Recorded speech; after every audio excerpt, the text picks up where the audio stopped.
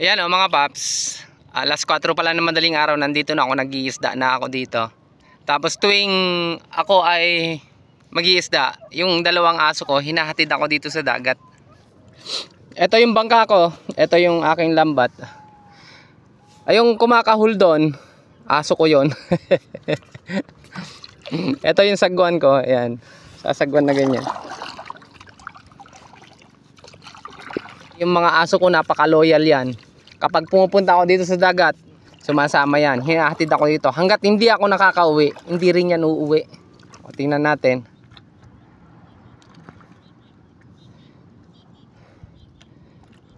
Nasaan kaya yung aso ko dyan? Yan yung aso ko. Tingnan natin kung nandyan. Oh, hindi makuha ng camera. Yun, basta yan yung dalawa na yan. Yung puti na yan, tsaka yung orange. Malayo. Diba? Kalmang kalma ang dagat, kalmado talaga.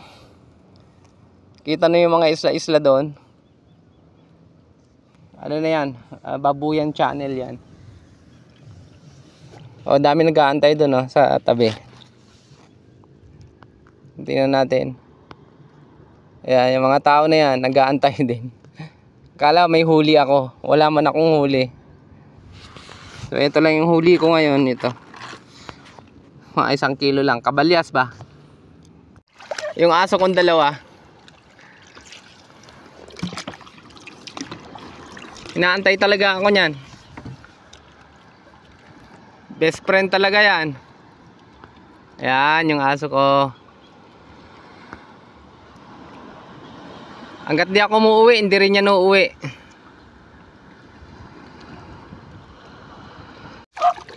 Diba?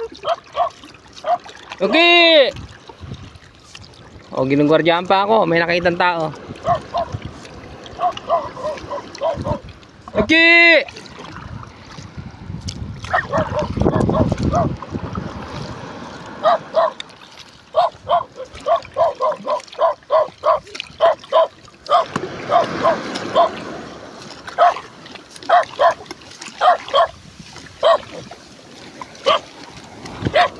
Okay!